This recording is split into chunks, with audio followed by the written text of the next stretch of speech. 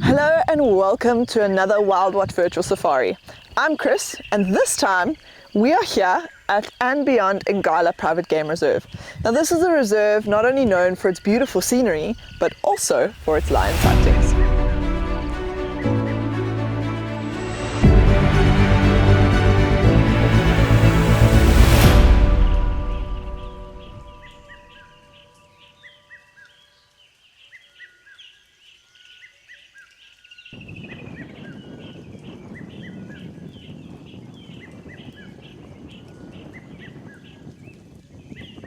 So we came out quite early this morning, and as we were coming along the road, we actually spotted these tracks.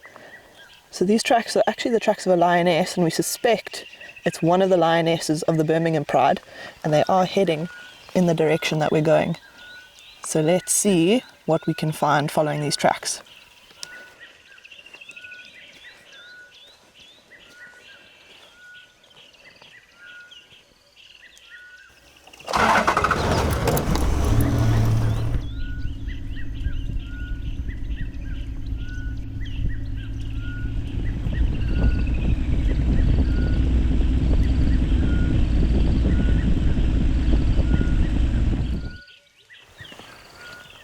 So if you look at these tracks compared to the tracks we were looking at earlier, look at how big they are. I mean, if I put my hand down there, that's a pretty similar size. And if I take a little bit of a wider angle, look at all these markings. You can see some swoops in the sand. It looks like maybe the toes have been stretched out.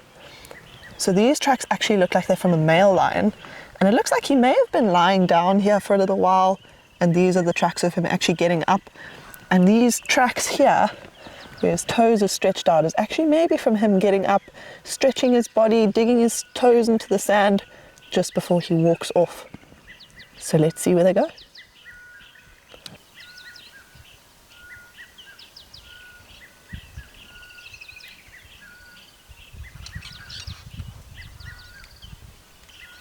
So we just stumbled across this herd of Impala, and as we got here, it looked for a brief moment like two of the rams were about to start fighting a little bit. There we go, a couple of headbutts every now and then. But it doesn't seem like there's anything too serious going on. It is the time of year where they're starting to go into their rutting season, so where they're starting to fight for dominance and breeding rights to females.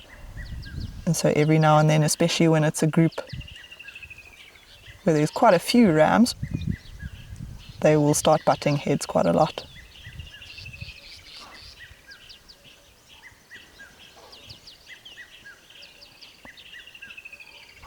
That's interesting. Why are they alarm calling? So these Impala just started alarm calling, and they're all looking in the direction of across the road. Let's see if we can move forward and try and figure out exactly what they're looking at.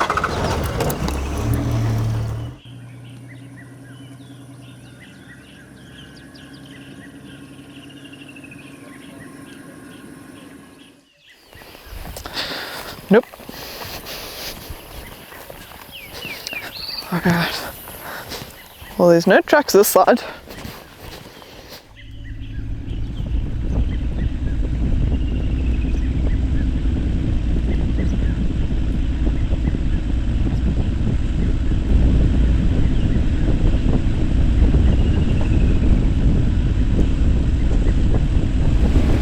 It turns out that one of the other guides actually found the lions we were looking for. So I'm headed there right now, and let's see if we can catch up with them.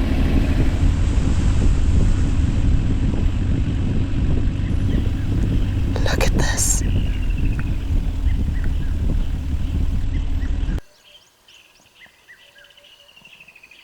When we arrived here, it actually looked like these two lions had just been mating, so we're going to wait here for a bit and just see if maybe they start mating again. Often with lions, especially in the early stages of mating, they can mate as often as every 15 minutes. Let's see what happens. There, he's up.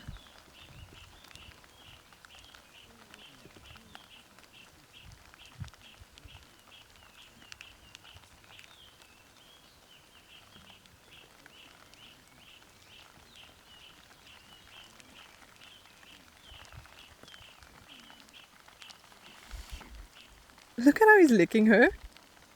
It looks like he's trying to entice her to mate again. But she doesn't look like she's ready just yet.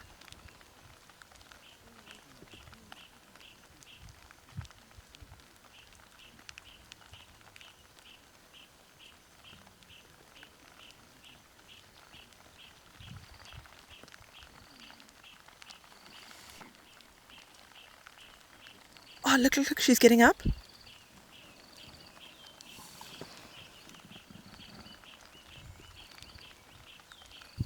Watch how he follows her so closely, almost like he doesn't want her to escape.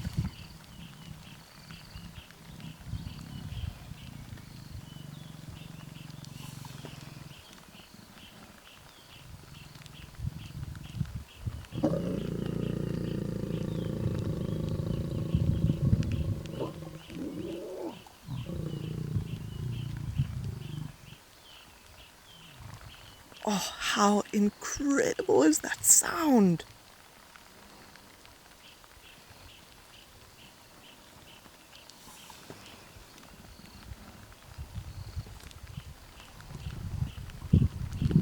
He really does not want to leave her alone, it seems.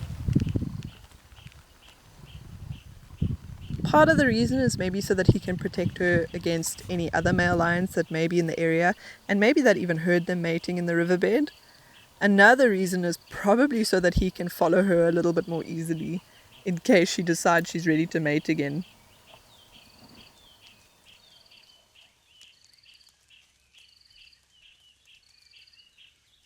It actually looks like he's going to join her for a bit of a nap.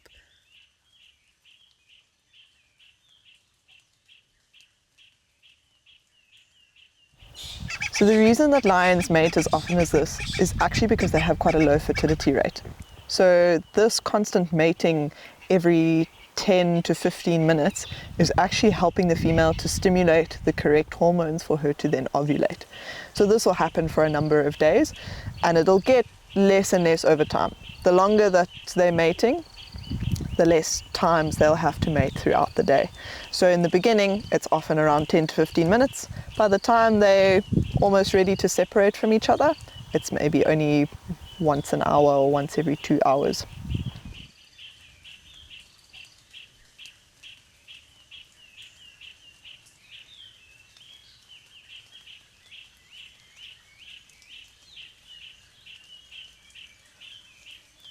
So this is one of the younger lionesses of the Birmingham Pride, and the large Mbiri male. And this is actually the last lioness of the Birmingham Pride that the Mbiri males needed to mate with.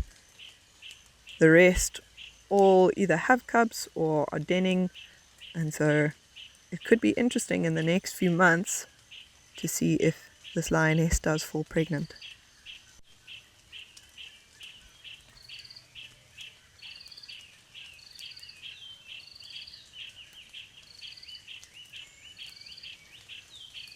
This pride consists of about 23 individuals, roughly.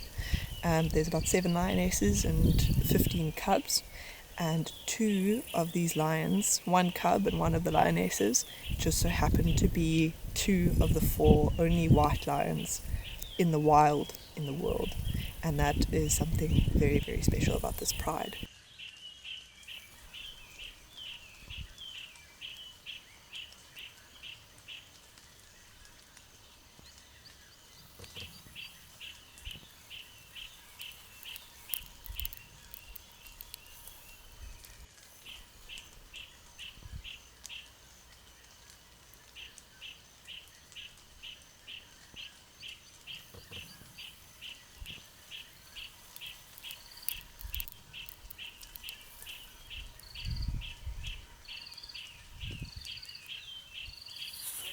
There, he's up.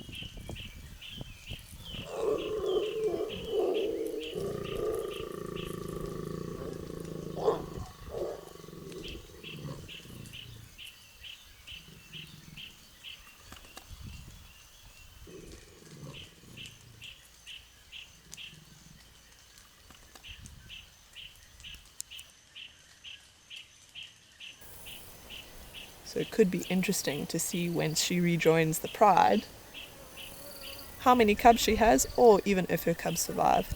I mean, it could really be her first set of cubs that she's having. She is quite young. It won't be too long until she rejoins the pride, but it could be quite a few days. So in the meantime, the pride will continue as normal. She'll have to follow their scent and potentially find them again by listening, maybe calling for them, smelling them out.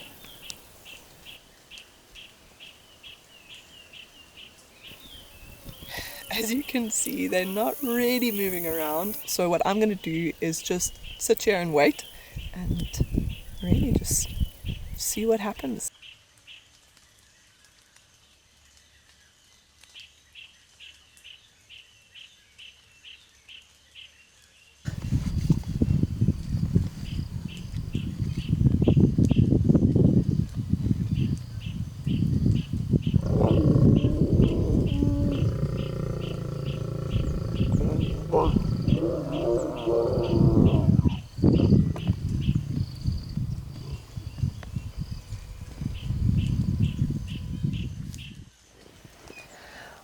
Well, these two could be doing this for the next few days, so I'm going to give them some privacy and let's go and see what else we can find further down the river.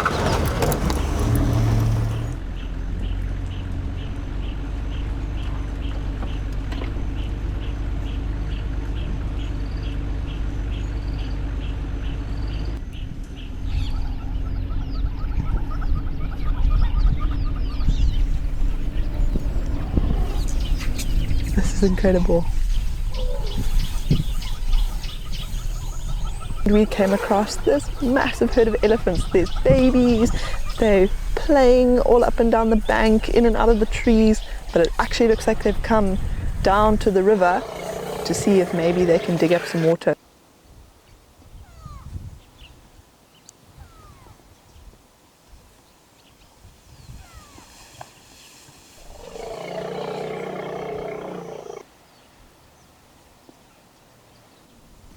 Elephants will often come down to the riverbed to actually dig holes, and what that does is the water table in the riverbed is often quite high, so as it rises through the sand acts as a natural filtration system, and that's probably what these elephants are doing. They're trying to get through to that very clean, fresh, sweet tasting water that's lying beneath the riverbed surface.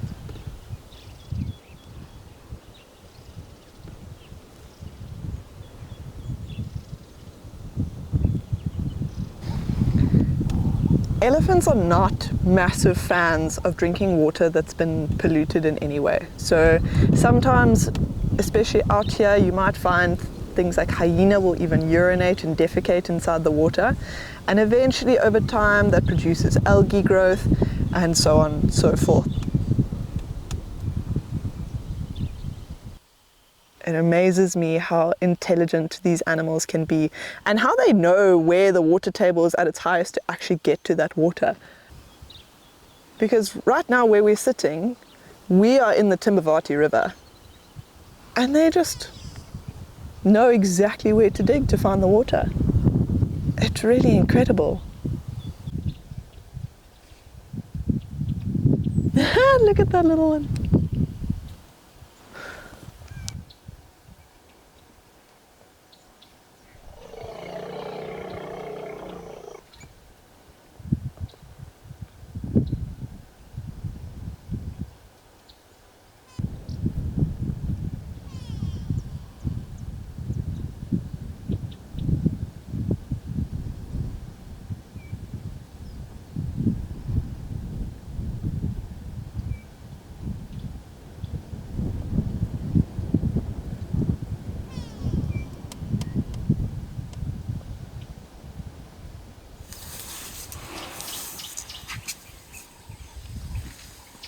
Now that was something special, to be able to spend time with a herd of elephants and their calves playing around, splashing water on each other, and actually watching them dig those holes was quite fascinating to be able to watch them up close. But it looks like they've now headed into the tree line, possibly to look for some shade, possibly to continue feeding throughout the day. So I think we're going to leave them, and I'll see you again next time for another wild adventure.